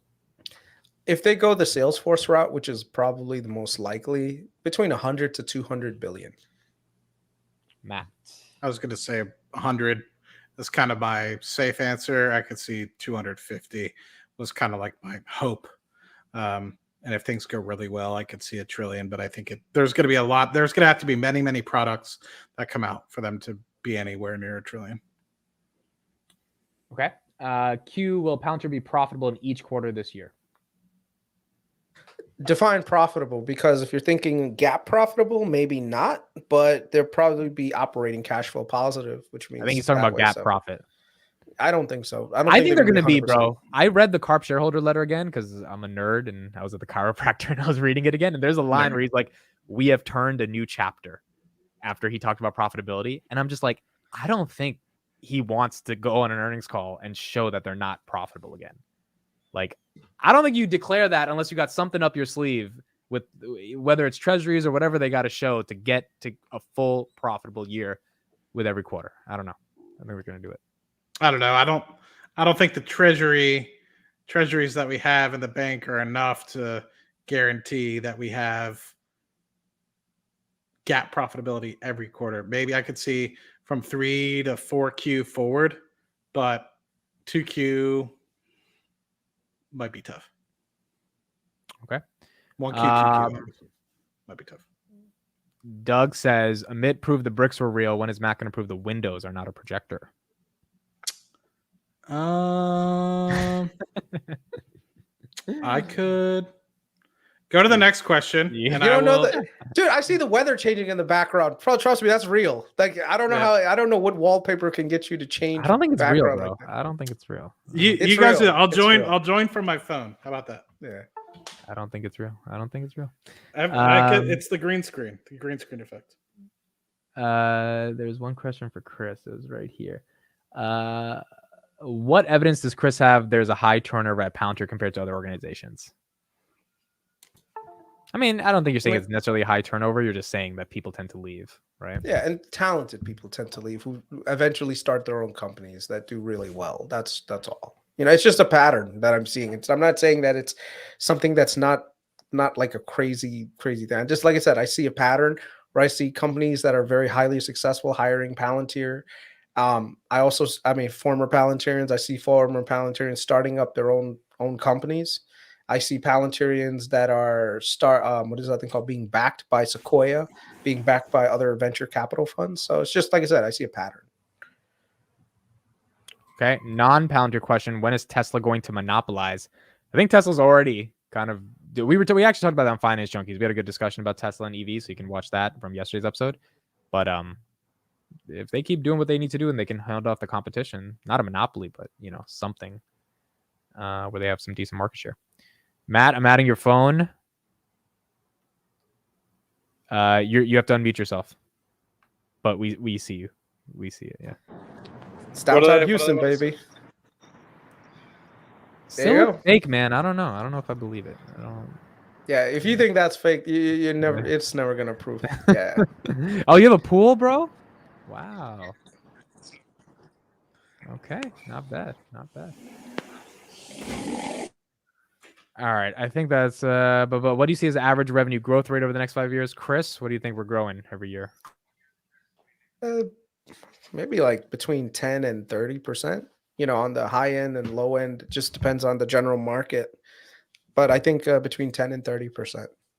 Okay, and last one. I'm looking at the occupancy of SLG. I know there's a lot of businesses shifting from NY to Florida. Do we know if occupancy still remains high over the next few years? So there's a huge differentiator between occupancies of office buildings in New York City. There's something called Class A buildings, Class B, and Class C. Class C and B tend to be older buildings. Class A is like your premium luxury, really nice buildings, things like One Vanderbilt. The Class A buildings tend to have a lot better in terms of leasing rates. SLG has a leasing rate of about 92% right now, which is fairly high. And they are actually known in the industry to be like really good for taking buildings, revitalizing them, making them, you know, a lot better in terms of occupancy, and then selling them at a really good price.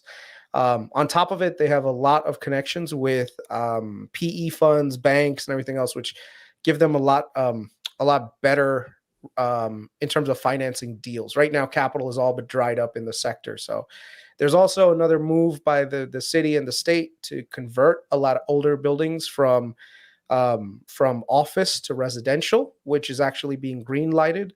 So that's another big positive, because that means that there's more office space being taken out of Manhattan, which is where all their buildings are located, and that creates a artificial like supply and demand equation that works favorably for SL Green.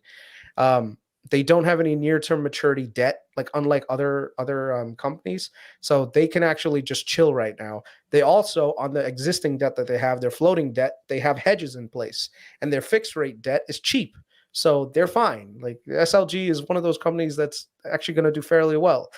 There's also a big return to come back to work, like come back to the office. Like a lot of companies, you have the CEOs of Amazon, you've got the CEO of Apple, Tim Cook. Everyone and their mother right now is saying, get back to work, come back to, because there's a whole question around productivity not being as high working from home. I mean, it's debatable. I know people have their own opinions on that, but a lot of companies are pushing for work to come back on site. And so they're going to need office space. So I think everyone is overblowing this work from home forever kind of thing, where half of right now, the amount of people that are still working from home is relatively high in the United States. But if you look around the world, pretty much everyone is back to work. I think in certain parts of Asia, it's almost like 100% of people that were working from home have come back to the office. I see it every time I'm in New York. I'm seeing the foot traffic just constantly grow. So whatever you're hearing, the data points, I'm seeing things on the ground. So like I said, I just think someone said, Chris, why don't you work from home? I do work from home. I've been working home for the last month. He's unproductive all 10 hours. I would say I am. He's on Twitter. I see him all night at 4 a.m. He's on Twitter.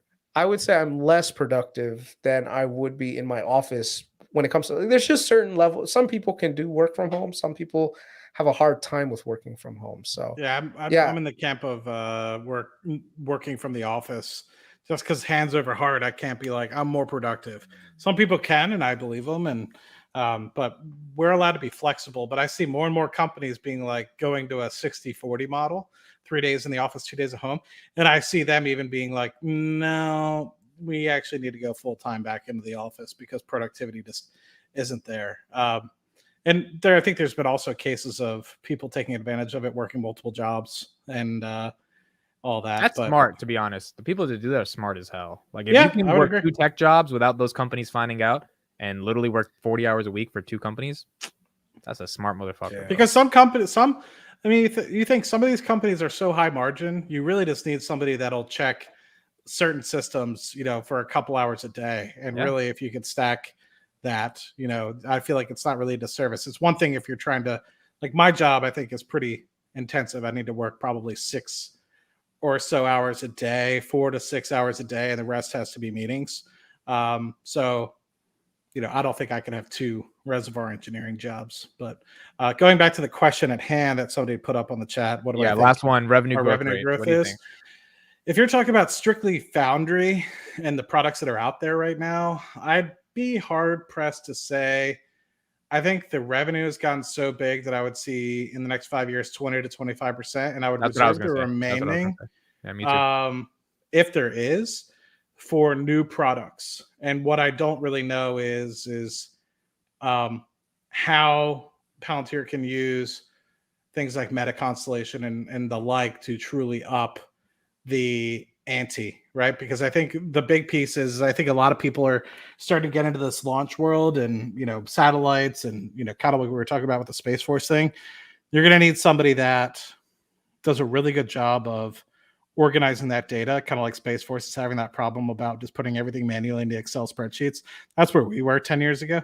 So at my company, and to an extent, still even so much today, but lesser so because we have Palantir. But I feel like you're going to see more and more companies as more and more data continues to get more and more, I guess, plentiful. Like how do I say That's this? the thing. I think it's 20 to 25%, but if AI and data really does grow and Palantir figures out sales, why couldn't it be 30 to 40% if the market opportunity is there? Yeah, I think if you look at how like one of the things like 5 years ago I was really looking at and trying to understand was IoT, Internet of Things. And so all the data that is coming from something stupid like your refrigerator to your toaster to your AI speakers at home. I can't say which one because then it'll activate. But all that data needs to be captured somewhere. And so I don't think we've gotten to that point yet where, especially once you have the AI kind of working on its own, being able to understand and take data from those items so we can keep track and make those more efficient. Because as you guys know, AI is only, or computers are only as good as the users and the input data that you put into them. So that was more than a 30-second answer. But while I was at the chiropractor today, because I go every Friday, I was also on Palantir's website because again, I'm a nerd. People think I just make videos on Palantir. Like, no, I actually like I'm bored. I look up Palantir stuff. Like I'm just like all you guys in the chat that are just looking at Palantir stuff all the time. And I went and I read their description for the sales US commercial job. Because I was just like, I wanted to know, like, could I ever apply for this? Obviously, I'm not going to. I would have to stop YouTube, all this stuff. But I just wanted to see it. And it was basically like, you just need to know how to explain our shit in a business way. And like, we'll give you a boatload of money. There's like 160 grand with all these options and stuff. And so you're saying like, I should do it? Bro, Matt, I mean, you would have to leave YouTube forever. I don't think they would ever let you come and post. But like, I feel like, bro, I just have, if I was a sales commercial rep at I would get them to $1 billion a quarter every fucking quarter. My damn self. No, I'm just kidding.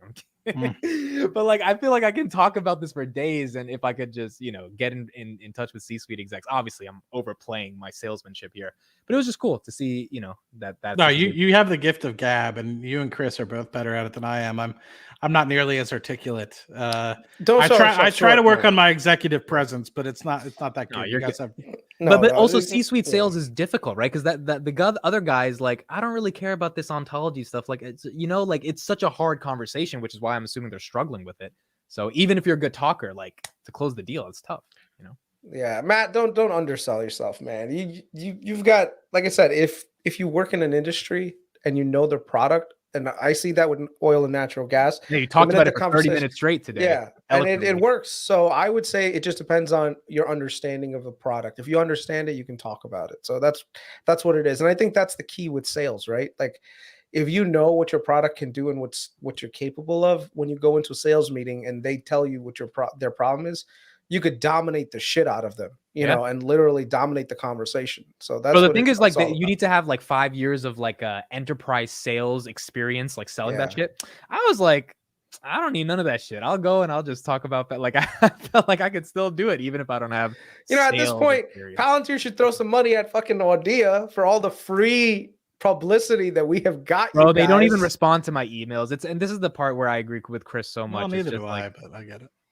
It's sad that they don't invest in their employees. They still don't acknowledge the retweet. Sham, one retweet after 8 months. Like, it's really sad to me. I mean, that's the saddest. There's a whole fucking Twitter account called Daily Palantir giving as much positive coverage 95% of the time of the company, and you guys don't even acknowledge it. It's sad. It's one of we had a debate back in June. It was a little viral of a debate we had about why don't they use social media correctly, and I still agree. I do not think they know how to do social media. These fucking links to these Medium articles, no one really is reading that shit, bro. This new video they put out the other day has like 3,000 views. Like this ontology. My audience in the morning stream were like, bro, we're falling asleep. And I'm like, that's the typical audience that's gonna click on that shit. Not C-suite executives. They need to. How do I say? They need to bring it down to earth a little bit more, kind of like the Snowflake CEO. And right now, they're so engulfed in their own culture that they kind of forget about the normal guy. But I have a question for both of you. Chris, you already kind of mentioned SLG. what other stocks are you looking at in terms of, because you guys know me, I'm more of a long-term investor, but I do have some speculative positions, Rocket Lab, Palantir, being main ones, and then I have some others as well. But what's the thing that's catching your eyes these days, other than SLG? So for me, I'm looking at opportunities in two different things. Number one, I want to capitalize on AI because AI is the future. We can all see it. So the question is, how do I milk that teat? You know, um, so some people want to invest in AI companies themselves. I think that there is going to be a war among AI companies fighting each other. So you definitely going to need picks and shovels for it, right? So who controls the infrastructure market? Right now it's Nvidia, but Nvidia's valuation is really high. So who provides some of the other secondary stuff that goes into it? So one of the ones that I personally like, Supermicro. Supermicro is on the forefront of AI and server chips and everything else that are specifically geared towards AI. So I would highly do your own due diligence, of course, but look at Supermicro. They have other competitors out there like Dell, HP, Enterprise. So the market is not something like they have this moat that no one else does, but they just operate very efficiently. They're moving very fast in this space, and they actually have the technology know-how to do the product really well. So I think it's going to benefit them considerably going. And their valuation is still, it was a lot more appealing when I first got it. And I got it in the 70s. So that's when it was like super undervalued. It was like the PE was trading at like a six PE, which is nuts. And yeah, so that was one of the ones that I was very interested in. The other ones, of course, are SLG. But to be honest with you, it was the FANG names. The FANG names were just cash flow positive, and they were doing really well. Like Meta, it should never have gone to where it got. Yeah, Tesla, $89 or whatever it yeah, was. it never should have gone that low. So that's when I was just like, wait a second, why am I looking for speculative companies that have to perform for me to see a return versus Meta, which I know is performing, and all they have to do is make some decisions organizationally, and boom, they're going to be a profit monster. And it's exactly what I said in November. I kid you not, I was screaming at the top of my lungs to everybody that I could about Meta. And same thing with the TikTok ban. I was on you remember, I mean, I was on the Discord with the freelance financer guys, and I was just like, you guys got to take this TikTok ban seriously because it's coming. Like, whether you will like to believe it or not, this is only the first salvo of things that are to come. So Meta and Google will be the ultimate beneficiaries. So I think at this point, I would still look at Meta to a certain degree. I mean, I think the juice has been squeezed pretty well in Meta. So the future growth is going to be a little bit harder, but there's still an opportunity there. I think Google is the one that I'm most actively concerned about right now because I want to see if ChatGPT can actually disrupt them, see what happens, and then of course Amazon is making a lot of great decisions in terms of getting their organization to be more productive with cash flow. Yeah, more efficient. Where if you look at Amazon, their profit, their growth drivers right now, the profit centers are going to be growing. Like, they overinvested during COVID to meet demand, but now they're cutting back on that additional CapEx spending. So that's going to translate into cash flow. If that translates into cash flow, that just buys them more money to do share buybacks and stuff like that. And so right now, with all the layoffs that you're seeing, those layoffs are going to be huge savings for them, and I don't think anyone is not using Amazon. Everyone is still using Amazon. So it's just the profit, it has to catch up with the revenue growth because they've got almost $500 billion in revenue. Now, where are they getting that revenue from? Of course, some of it is coming from their product sales, their low margin e-commerce business. But now they're growing their advertising pool pretty significantly. Like, if you look at their overall market share penetration in e-commerce advertising, it's growing.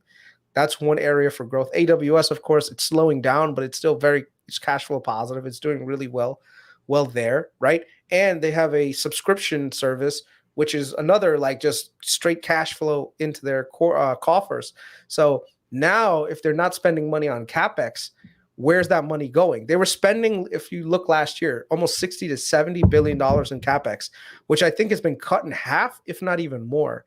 And then They actually even have a chip division that's growing like crazy because they're designing their own chips, the Graviton chips specifically designed for their own what is that thing called? Their data centers. So that's another opportunity. And the last one, and this is the big daddy of them all, Microsoft.